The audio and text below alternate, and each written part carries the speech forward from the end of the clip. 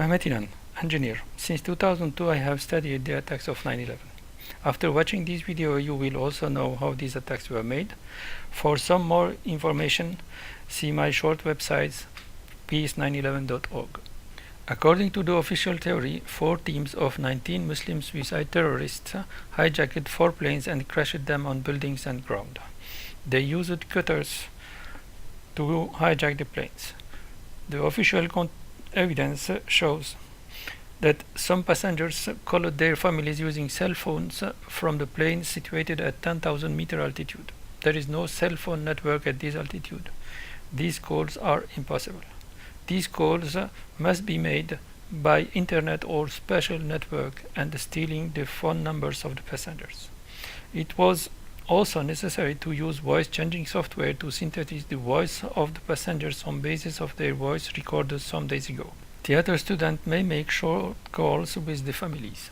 It was reported that an Arabic flight manual was found in a car in the parking of Boston Airport, the takeoff airport of the first 2 planes.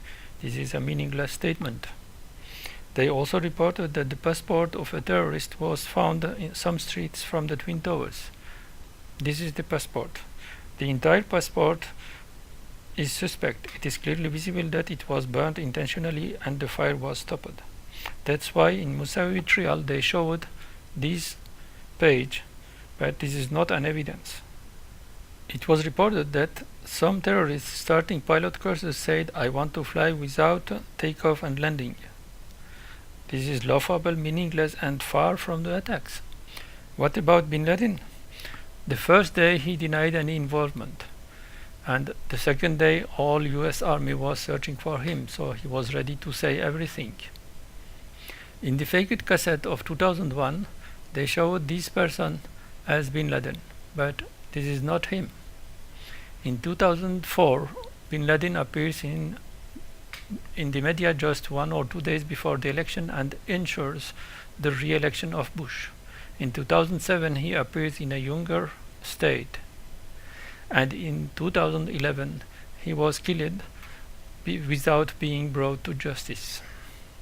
All official evidence is laughable and the whole world entered into wartime. There are also many conspiracy theories. Some claims that the first 3 planes were substituted by other empty planes that hit their targets. The real planes landed on a military airbase and all passengers were boarded in the last plane that hit the ground and killed all passengers. That requires too much long time, and so it is impossible. This is false theory number 1. The biggest conspiracy theory is the molten metal and demolition of the towers with thermite. According to some testimonies, 3 weeks after the attacks, molten metal was found under the rubble of the towers. That would be created by the use of incendiary material able to melt the metal for the demolition of the towers. This material is named thermite or nanothermite. As this is a thermal reaction, the propagation of the heat is slow, so it is impossible to demolish the towers within less than 15 seconds as it happened. So this theory is to forget since its beginning in early 2006. The evidence used for thermite is this image, for example. This is a computer-made image, and this is another image taken from a video. This is a video made by computer, and this angle cut column here is shown as cut by thermite because it is cut at angle, but this is just a deception because this column is clearly cut by torch oxytorch during cleaning operation, and this is a photo of a column being cut by oxytorch during this cleaning operation. And the bright area in this image is presented as molten metal. In reality it is just the working area illuminated by an electric torch. That's the kind of deception used for thermite. We have the group named Architect and Engineers for 9/11 Truth. They focus on World Trade Center 7 tower that collapsed during the afternoon. They claim that it was made by thermite. For sure, it is a controlled demolition. There are many other evidence, but thermite is not related to this collapse. Dr. G.D. Woods claims that the Twin Towers were demolished and crushed by an energy beam emitted from space. directed energy weapon. She goes further. She claims that the steel of the towers turned to dust. It was dustified by a miracle of the science. Total absurdity. A Russian expert, nuclear expert, claims that the towers were demolished by a small nuclear bomb exploding 150 meters under the towers. Completely false. No evidence for that. And there are many other conspiracy theories. According to some people, there were no planes that hit the towers. All images were made by computer. Other people claimed that the Pentagon was hit by a missile. For others, it was hit by a drone named Global Hawk, or for others, it was hit by a military A3 Sky Warrior. In reality, these theories are made to create confusion and discredit any criticism of the official version. Why people who have nothing to do with these attacks will be involved in propagating false theories? We can imagine some ego of the persons that push them to propagate false theories, but the danger of these attacks cannot be justified by the ego. So, the only reason is that they are accomplices with the actual perpetrators, and their purpose is to create confusion so that no one understand nothing, and the truth remain hidden under numerous of false theories. For me, those people who created and propagated false theories should be brought to justice for complicity with the real perpetrators of the attacks.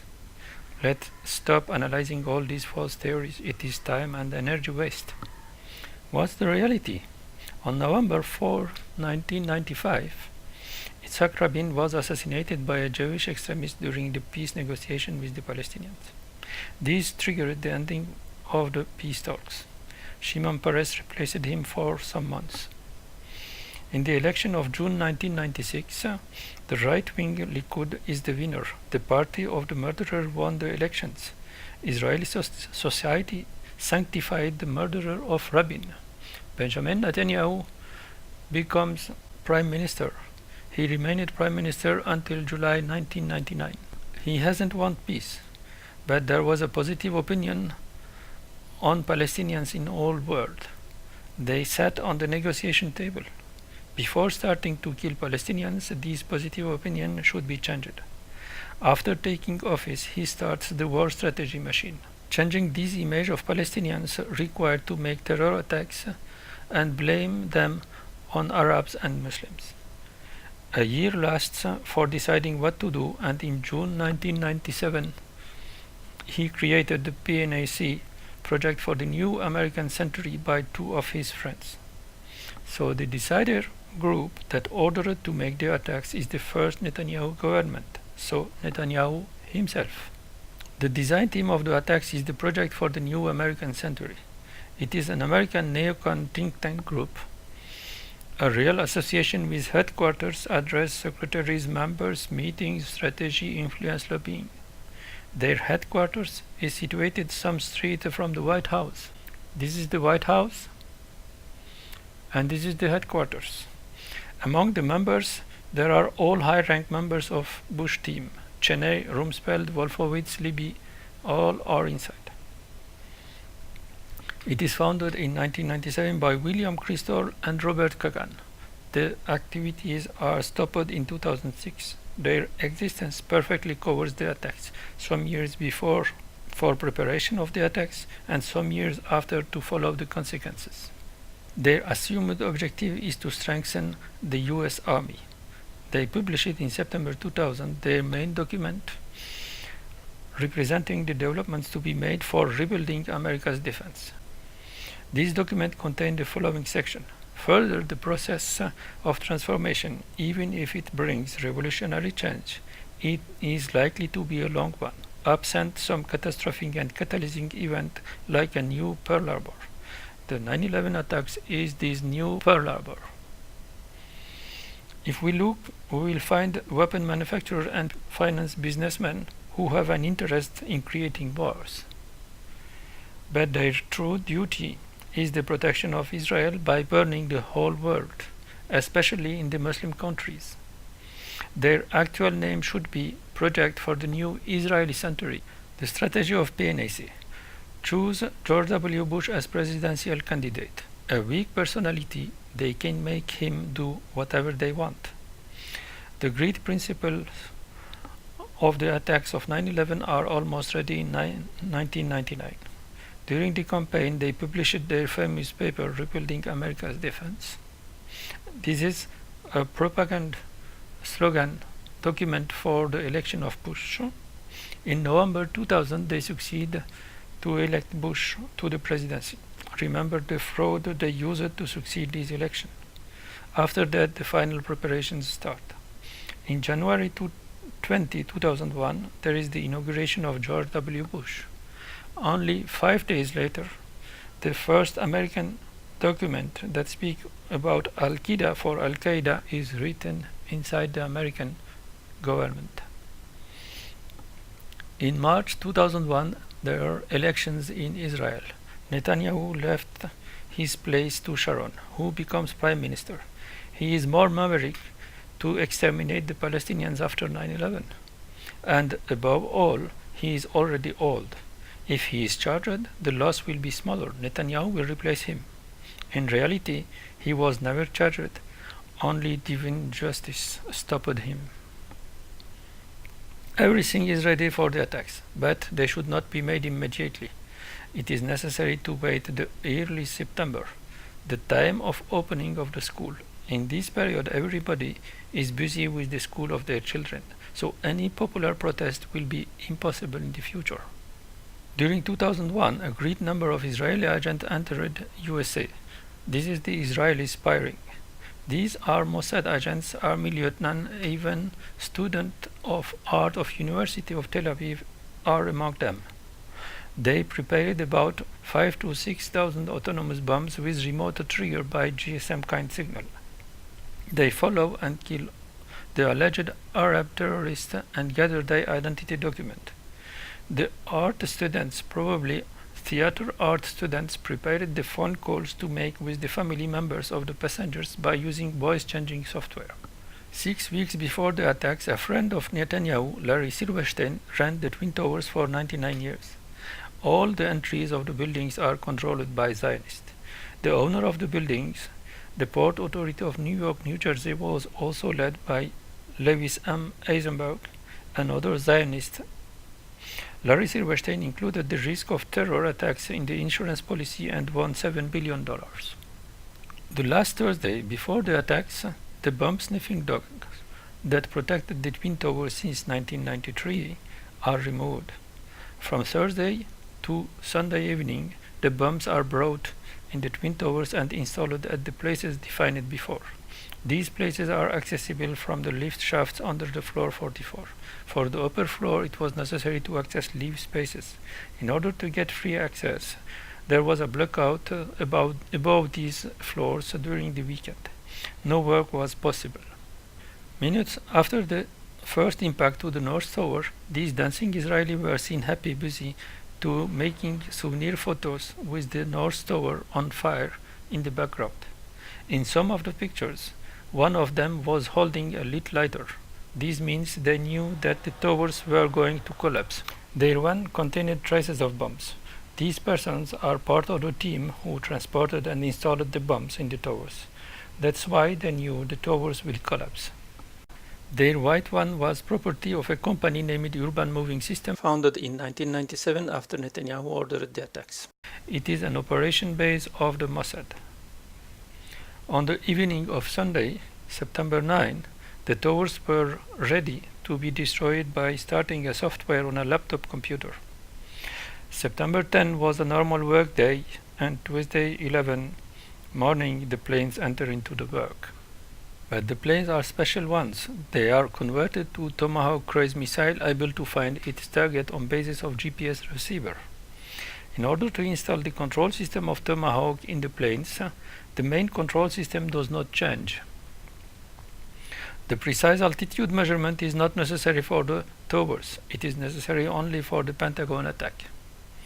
Only these small actuators should be changed to bigger ones. The design of this actuator was made by David Kowalchin, a mechanical engineer of Raytheon. He was passenger of the first plane and died in the first plane. He was told to work on a Boeing 757 and he boarded on a different one on a Boeing 767.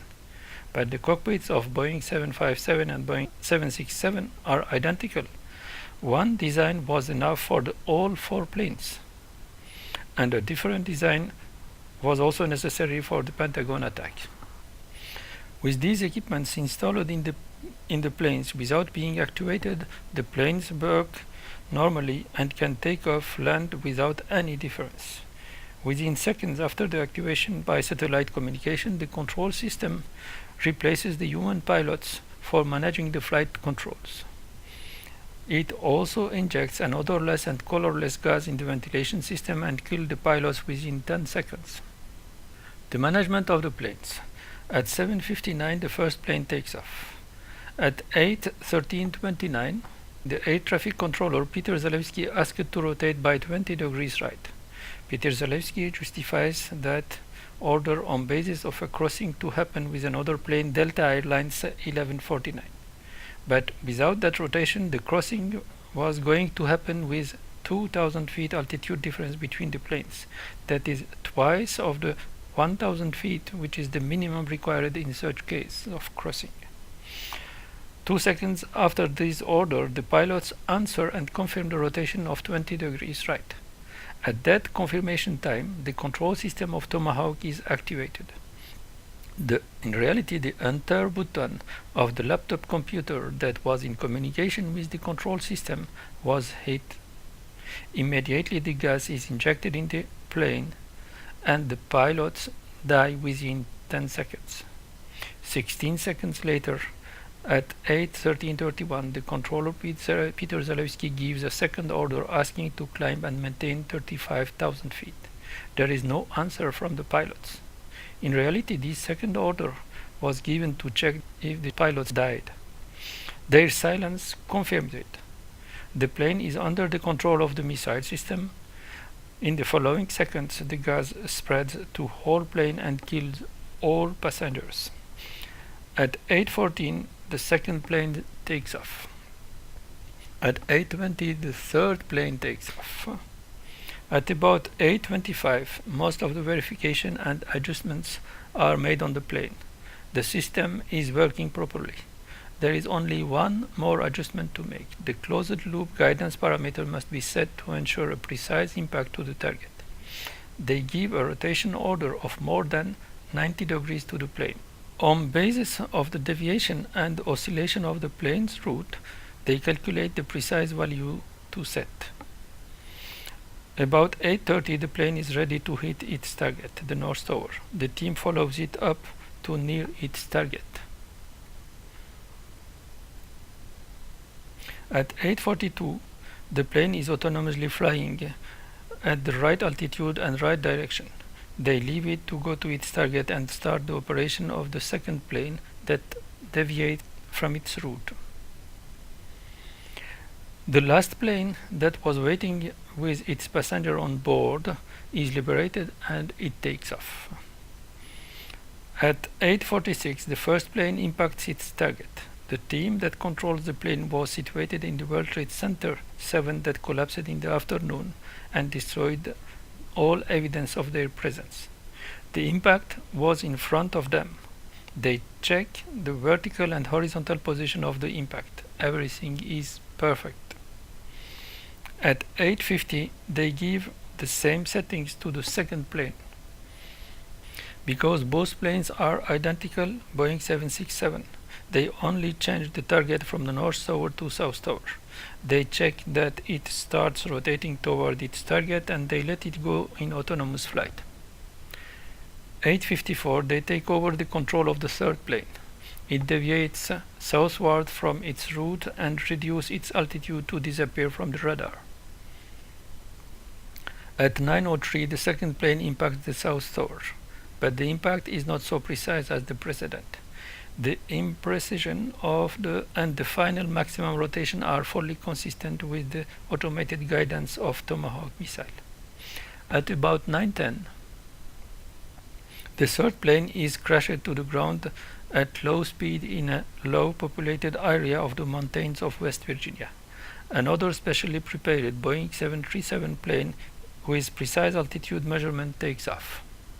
This is a real Tomahawk missile without passengers but containing a landing gear and parts of an engine of Boeing 757 to be shown as evidence after the impact. It also contained a pre-recorded flight data recorder and a bomb to increase the damages. The bomb exploded inside the building and did not much change the damages on the exterior walls of the building. At 9:35, the Boeing 737 is close to its target. It flies at right altitude and right direction. The team leave it and start the control of the last plane. At 9:38, the Boeing 737 impacts the Pentagon, and at 10:06, the last plane impacts the ground in a low populated area. The control by one team creates the succession of the hijacks. In this graphic, the red bars represent the flight times during hijack situation. Their succession proves the control by one team that managed one plane at a time.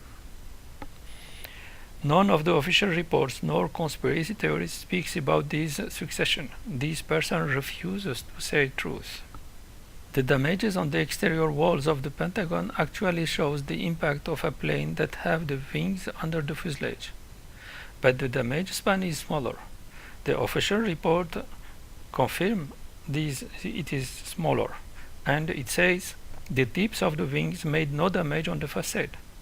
They were broken when the right wing impacted the diesel generator here, and the left wing impacted the ventilation wall in the ground. This impact is impossible in reality because the plane should be such oblique.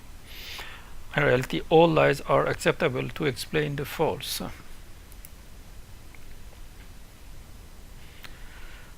3D construction of the impact of a Boeing 737-400 is fully consistent with all damages. The entry hole is on column 14, and the last damaged column is column 20 here. The damages are fully consistent with such impact of a plane that coming from the direction of the broken light poles and going to the exit hole in ring C of the building. The demolition of the twin towers. In the upper floors, the welded junction of the core columns are exploded. These are the junction. But at upper floors, these columns are smaller than these visible in this picture. As these columns are 3 floors high, there is one explosion every 3 floors. These are the successive images extracted from a video. The first explosion happens at 0:48. 2 seconds later, another explosion happens, and 1 second later, several explosions happens. So the first 2 explosions here are different from these other explosions. For measurement purpose of this distance between these 2 explosions, we added the 3D image of the towers on the image. Traced the height of both explosions, and making a large zoom at this area. We have it here. We have these 2 explosions level, and the distance between these 2 explosions is actually 3 floors, 36 feet high. In these higher floors, the core columns change their form. They change from tubular to H-type. This image comes from the official FEMA report. We can see that the H column here was pushed rightward, with an explosion happening on its left just here. We can also see the explosion area. In the lower floors, the core columns become very big, and they contain bracings. It is impossible to explode them with small bombs. In the remaining lower parts, the U-channel that support the floor trusses are exploded at every floor. This is the U-channel.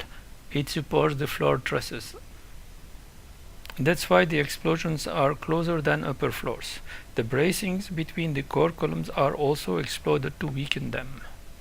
The bombs were placed between the U channel here and the core column here. These bombs were so deeply installed that their sound was too much reduced before reaching the exterior.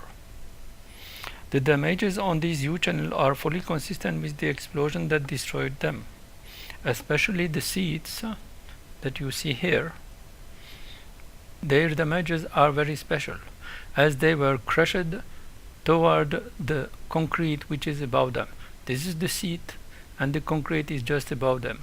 When these bombs exploded, the U channel was rotated in that way, and it crushed the seat toward the concrete.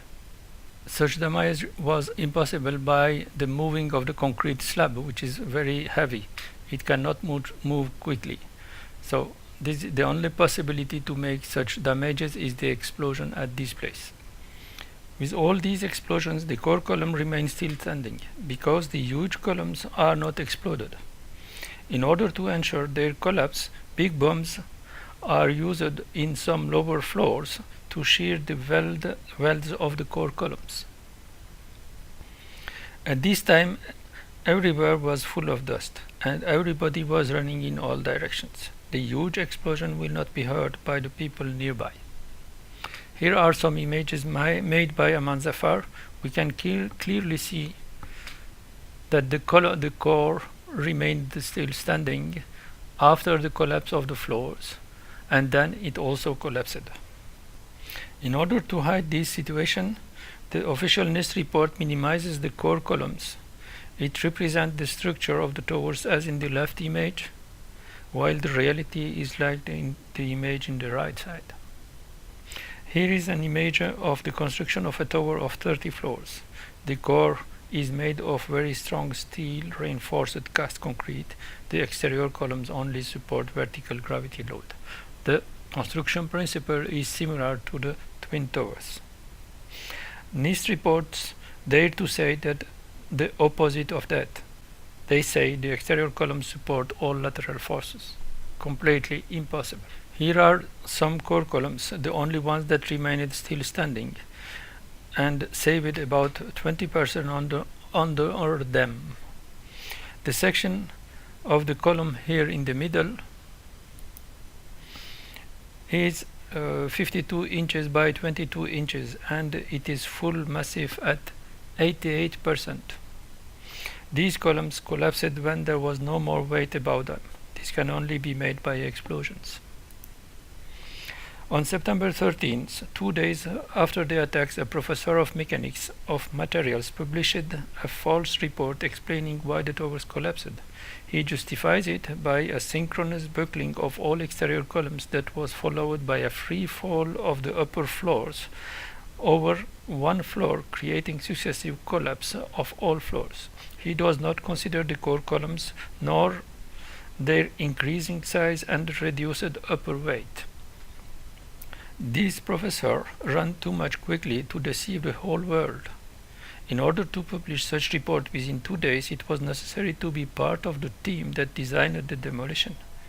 That design also included some kind of false scientific explanation of the collapse. That explanation of the collapse was known at design time of the collapse some years before the attacks. This person is Jewish from Czech Republic in the Eastern Europe, very probably a grandson of the followers of Jacob Frank, 1726 to 1791. He is one of the fathers of the Zionism. But the first father of the Zionism is Sabbatai Tzvi, 1626 to 1676. It is good to study these two persons in order to understand today's war situation. Thanks for watching. Please share for awareness and justice to be made for the innocent victim of these attacks.